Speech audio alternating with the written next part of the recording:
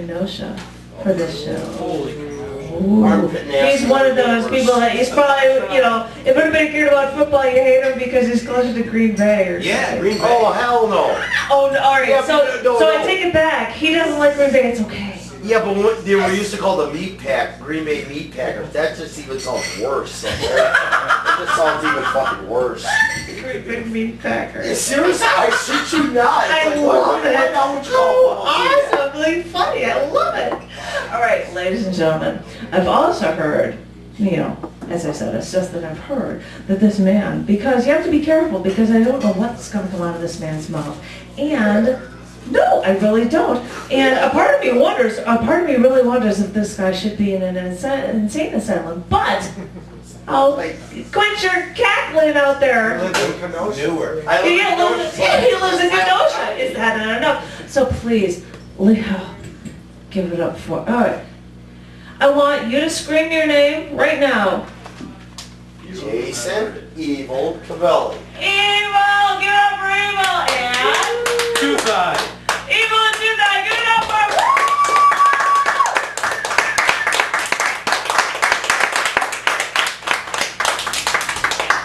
Okay, let's see here. Is this fucking thing on? Okay. Now this is actually a story called It Gets Fucking Worse. It's actually based on what the hell happened until I got here. The whole story starts about 15 days ago. And what the fuck happened was basically my cast right here, someone basically that was like a brother to me fucking goddamn stole from me. And what the fuck happened was, and the son of a bitch basically got cracked in the damn skull, and then what the hell happened was I knocked out 4 of his damn teeth. Then from there you think it wouldn't get any better. No, it gets fucking worse and worse. Come to find out, another family friend of mine that basically I took care of and helped out with his sorry ass, he actually stole medication, again, from my wife and stole money from me. And then all of a sudden, I thought it would get any fucking better in my goddamn life. No! I have a whole bunch of damn ass tards basically piling up on my damn ass and actually trying to actually help me out. No, it made it fucking worse. How in the hell I got down here was a damn near miracle because for the simple fact, I didn't even fully realize that I was damn near dead broke. And then people suggested things, well, why don't you hawk stuff and all this stuff? Oh, the hell with it. I mean, why in the hell am I going to actually hawk stuff that's very valuable to me to actually get my ass down here? If it wasn't for my mom and my sister, I wouldn't be down here. So I got down here, and basically from that stature, it's wonderful meeting new people and going on a damn L train, damn near getting lost, talking to a damn drunk. The whole damn thing smells like a backed up fucking urinal. And then basically I'm talking to a damn drunk or a crackhead. Well, I mean a drug addicted person. Sorry, because for all those people out there that do drugs, drugs are okay if you don't do crack. I mean, why not just do something that's a part of your own damn ass? I don't know. I mean, that just boggles my fucking mind right there. Okay? And then basically when I get out the L, I damn near get fucking lost trying to find Tooth Eye over here. I went 2 blocks. Guy asked me for a cigarette. I said, do I look like I got a fucking cigarette on me? I'm lucky if I got 80 fucking cigarettes. Well, I didn't damn near kill a person, but then in the state of Illinois, I probably fucking got him executed for beating up a damn person that's damn near fucking homeless, fucking staggering around grabbing his fucking nuts. It's not my goddamn fault that you look like something that came out of a creep show, for fuck's sakes. And then I go over to Tooth Eye, we hang out, I do spoken word. I end up here, but I always wonder, it's like, you know what, for all the fucking troubles, for everything I've done, I just don't really fucking goddamn fathom how in the hell I get from point A to point B I mean, being damn near robbed, damn near being fucking got him accosted or grabbed by a couple homeless people. I mean, I'm damn near over off of Michigan Ave trying to throw off people. It just freaks the fuck out of me. And it's like, I'm a very congenial person, but this year has been interesting. I mean, you're the damn dragon. I'm trying to figure out, it's like, I mean, Valentine's Day. Perfect fucking goddamn example of what that'll happen to me on Valentine's Day. Okay, to make matters worse for me on Valentine's Day, even before I got here, an adopted son of mine, and this is no goddamn lie, I had to run over, check one of my adopted son's fiance because she got ran over by some damn drunk. Her leg was damn near almost fucking broken, and my other adopted son kept on trying to hit me in the back of the head and trying to fucking goddamn just do all this fucking shit. So I decked him. I mean, this cast is really hard. I cracked him in the skull, split his head open, came lunging towards me again, so I threw him against the fucking wall. Now, if you're gonna fuck with a person like me, I'm 210 pounds. I'm a very brutal fucking person. I will not be fucked with. And I'm trying to tend to an injured person. Now, would you guys like it over here? And if you try to tend to an injured person and you're constantly beaten by a guy that's fucking 3 shits to the wind, I mean, you guys wouldn't fucking like it, would you? No. So what do you do? No. Okay. So what do you fucking do? You beat the bastard down. Okay? So what I fucking do is, I beat the bastard. I mean, I don't condone beating a kid that basically you fucking raised for damn near over 8 fucking years. I don't condone that shit. Beating a child, that's fucking horrible. But this is a fucking goddamn damn near 20-year-old that needs an ass fucking whipping. So, I did the best fucking thing. I told my little brother, I told him, get your ass, go over to call 911, fucking goddamn pigs, actually, cops, because that's a more ethical way, stop to call pigs, well, you can't call them fucking swine, okay, because if you call them fucking swine, you will get arrested. I call them fucking worse, I call them worthless piece of shit. I smell bacon. You've tried to rape and kill me before. No, here's the asinine solution for this shit, okay? I explained to the damn dumbass officers that are fucking like Mayberry PD for fuck's sakes. I tried to explain to them what the fuck happened. Well, you shouldn't have beaten this kid. I said, okay, you know what, if you're in my predicament, he beat your ass up, let me know how you fucking feel after that. Okay? You know what? I'm tired of this shit. He said, well, I'm gonna fucking arrest you. I said, you know what? I think you're a fucking asshole. Now, if you think you're a fucking asshole, you won't get arrested. That's all full hit. You call a cop and say, you think you're a fucking, excuse me, you think you're an asshole? They won't arrest you. They can arrest you. But no, I just got tired of it. And trying to explain that Kenosha PD is like actually giving a blind person a handgun. You know that's fucking horrible. You know the consequences and you're going to get your ass whipped. Sure enough, I got a crack across the damn ribs. I'm surprised I'm still here. Wonderful fucking bloody Valentine's Day present for Mr. Covelli. And my wife's in the ex-EMT, which kind of sucks because I wish she was here because she's actually part of the inspiration for this story. My wife is the hugest fucking inspiration. If you ever have inspiration, guys, I'll tell you this much. Always have someone that fucking you look up to. Mother, father, sister, fiance, whatever. Always have the inspiration because if you don't, you're fucked. I'm sorry. If you have no inspiration, you don't even be up on stage. And my wife's my current wife, Amy, she's the biggest fucking inspiration. I think that's why I haven't gotten arrested in Chicago yet. That's kind of fucking scary. That is really fucking scary, but it all entails the whole goddamn story. It always gets fucking worse for me. I mean, I was born on a bad sign. How many of you guys and gals were born on a holiday? Anybody? Yep. What holiday? Close to Christmas. Okay, what about you, sir? The Jewish New Year. Oh, yeah, that's... Okay, you know what? Okay, you know what?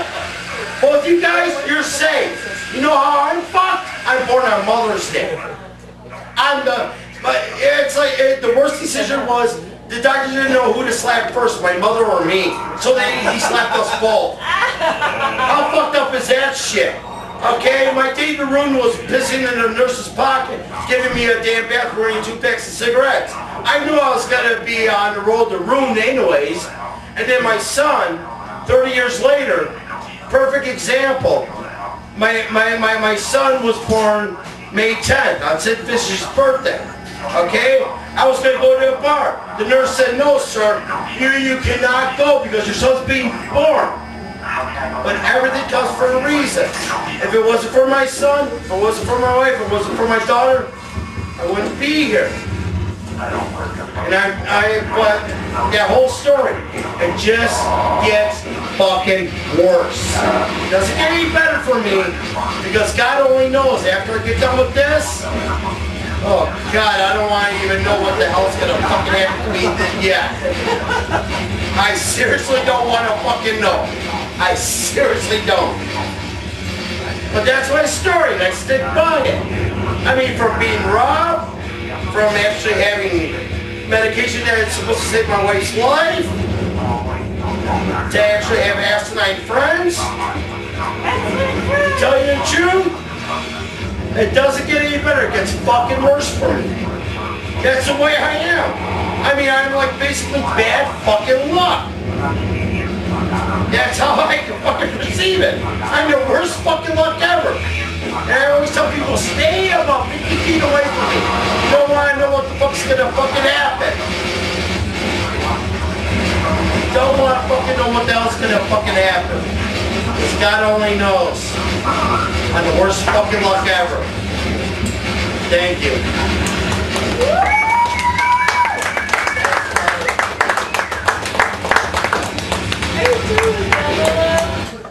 I am totally done. He's not the worst monkey. I just wanted to hug him and remember. Oh, I know. I haven't shown up in the jock strap, so hey, what the hell? Well, you know, you don't need one unless you come to be nice up here on stage. Yeah, but I don't think they have one in my size. Husky jock strap. I'm sorry. That was awesome music in the background. I want to be able to, hey, all right, I'm going to place my, give it up one more time for these students. Yay! Thank you guys. Guys, so get out here, my love. On the off chance that anyone has any questions, I'm dragging this time. Okay, yeah. Anybody have anything? Okay, anybody This has... is question and answer time, my love. Yeah. Anybody? I mean... Do you really think that it's really that bad? I mean, you've got your kids around and you think it's just not, it's always such a downward slope. And do you really think it's that bad? If you thought it was that bad, would you have had kids? The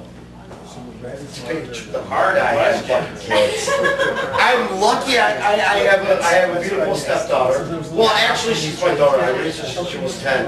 And one person, and if you guys are offended, I don't give a shit.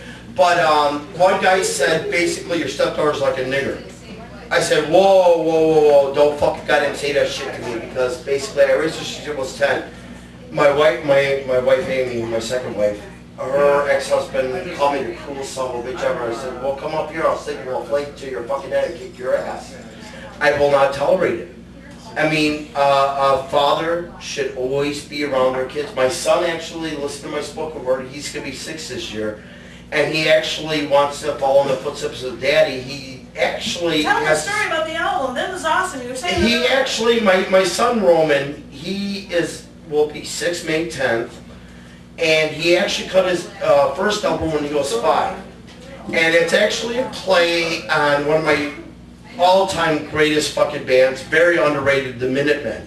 What Makes a Man Start Fires. But I put a play on it, What Makes a Child Start Fires.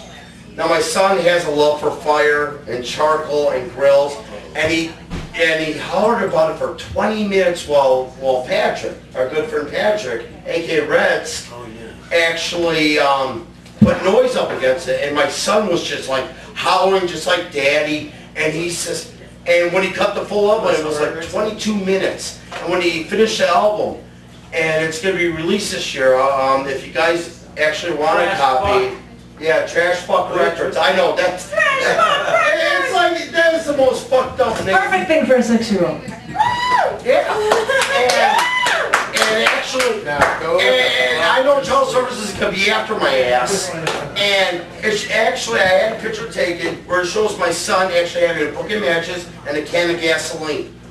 Oh, awesome. Yeah, and I don't child services of Kenosha's gonna fucking hate me, but you know what? They can kiss my fucking ass. I don't give a shit. Oh, that's. I really don't give a rat's ass, but he wants to cut another album. He wants to cut like 3 or 4 more, and then Chris is gonna actually help me. Tooth Eye's gonna actually help me with circuit bending. I want to get him into all types of music. I seriously do. I mean, my son is such a genius, but he hates violence. But I love violence. But he loves fire. Yeah, but he loves fire. For those of you that don't know, circuit bending is taking old toys and rewiring them to make instruments. Okay, who has wonderful? Yeah. Anyone have any additional questions? Who has wonderful questions? I mean, I'm open for anything. I can actually. Do you play any instruments? I used to. I used to play drums and guitar, Okay. and I used to be in a punk band. Which one? Ringworm's Infestation. I've been doing my spoken word since '94, and basically it'll mark 18 years April 1st. Mostly in Kenosha? Basically Kenosha, Milwaukee, and I try to get out, but I'm banned in 4 states. So You're mostly in the noise community, right? no, No? Well, I'm an old That's person. what, you know. I basically, yeah. core, Yeah, like I mean, I'm extreme genres. yeah. See, I'm That's what I basically. I actually collaborated with a 92-year-old accordionist. He passed away at 100 years old, and I collaborated with him. And actually, that was kind of interesting because he had a really disturbing way to play the accordion. But he loved my spoken word, and he actually listened to it. And it's like to have that kind of veneer actually basically come out in the damn open and stuff. It's actually heartwarming for a simple fact. It's like a lot of people listen to my spoken word and it's like they say, Can you get that thing off? it's kind of cringe-worthy. I mean, a lot of bands actually listen to my works and say, well, this is worse than our works. It's like, really? How the hell can it be fucking worse than your shit? Worse than your personal. I mean, talking about gutting people open from ass to lips, for Christ's sakes, but yet my stuff is worse? I don't get it. Depends on what they were doing. I'm sorry, but guys, man, this is like an asylum full of silent people, for Christ's sakes. So, is there anything from your? I was hearing questions about the band that you were in, the punk band you were. Well, is there anything I mean- out from it? Just I mean, curious. to tell you the truth, I've disbanded that 3 years. I mean, I was 96 to 99. I actually did that punk band, and we had one album, 6 fucking chambers, 1 fucking bullet. If anybody ever got that fucking joke, basically our band was Russian roulette. Okay? Yeah, that was That's the the answer you're supposed to. yeah. 6 fucking chambers, 1 fucking bullet. So, And I always looked at it this way, if I'm gonna ever do anything artistically, I play Russian roulette. It's just a gaming chance. If people don't like it, I don't give a shit. I mean, it's 50-50. Some people like it, most people leave. And it's stuff that makes you think, if nothing else. No, well, you don't want that. You don't want people to think. Last time I did a live set, I made someone think and he ended up in jail for actually running down 2 people. So, I mean, yeah, I influence people. I influence people to do bad things, I think. I don't know. So, is there any way to be able to access you on the internet because you... Actually, I'm on Facebook under Jason Covelli, but they wouldn't let me put evil for a simple fact they're a bunch of assholes. I'm serious because basically I've been using that. I mean, it says the reason why I always put evil is my first wife called me evil. And I got murder across my back too. And, Oh my God. right here. Red rum. It's backwards. Yeah. rum, yes. Oh my God! Yeah, I don't. I'm getting redone. Yeah, Yeah. Oh, I knew that. I'm a huge, and I'm actually getting feeling fine tattooed across. I'm sorry, little girls. But no, I mean, I always think outside the box. I mean, if you actually look closely, this is me in a straight jacket. You're right. Yeah. Oh my gosh. Self-portrait? Oh my Yeah. gosh. Basically, because I used to escape from straight jackets when I was in the asylum. I'm never ashamed of what the fuck I do.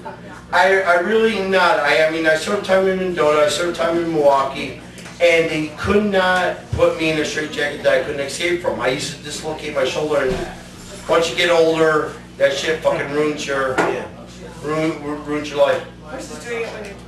Were you laid off from American Motors? I Not do, that kind of bad luck. to tell you the truth, due to the fact that me being a Covelli, I couldn't even get in there. Oh. For a simple fact, there was over 2 Covellis in there. I could not get in there for a simple fact. I would have loved to get in there, and I could have been out after high school. I mean, I could have put in 15 years and retired early, but like every asshole in Kenosha, the plant's closed. After 110 years, they fucking close. Yeah. Okay, and it pisses me off because basically Kenosha was a working class ass type of community. Okay, we had Mac White, we had American Brass, which my father actually busted his ass for 28 years, had a furnace blow up in his face. Now, what's really screwed up about that is there's a Covelli curse.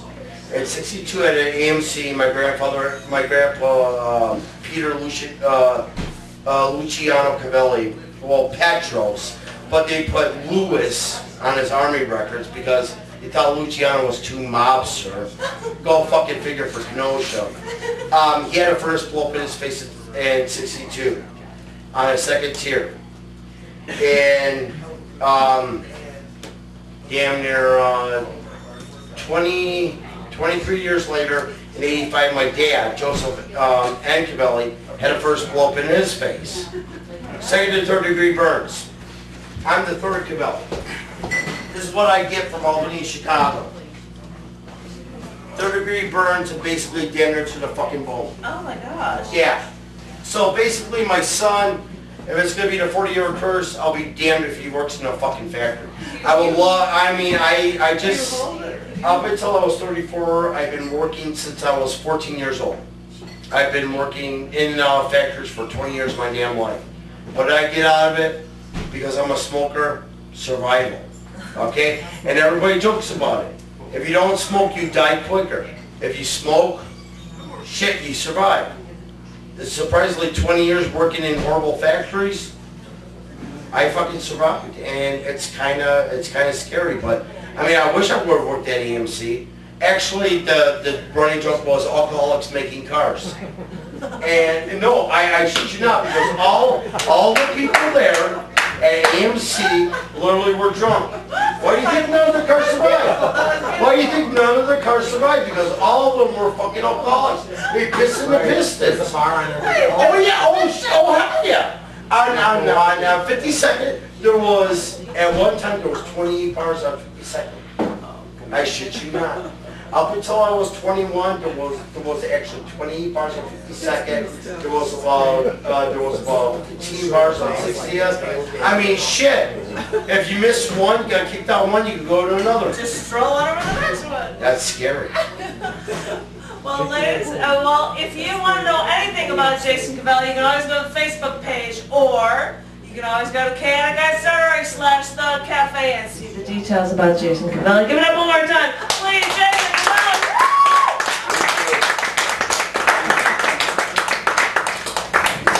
Awesome, the storytelling. I'm loving this like you wouldn't believe. And seriously, if you want to know anything about it, or it would, I'm sure, be a podcast. It's probably the next week or maybe 2 because we're on a bi-weekly schedule. But in 2 weeks, because this is the one year that actually happen to have a 29th of February. In 2 weeks we're going to be here. And guess who's going to be our feature? Because if you didn't think he was crazy, give it up for our next feature. It's going to be Sid Yiddish for our next feature on the 3 night.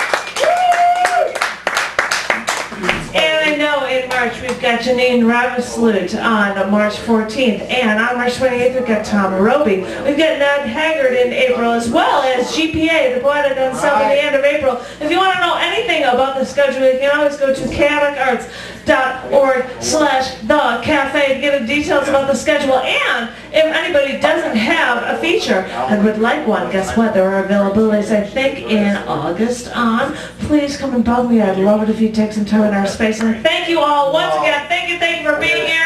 I look forward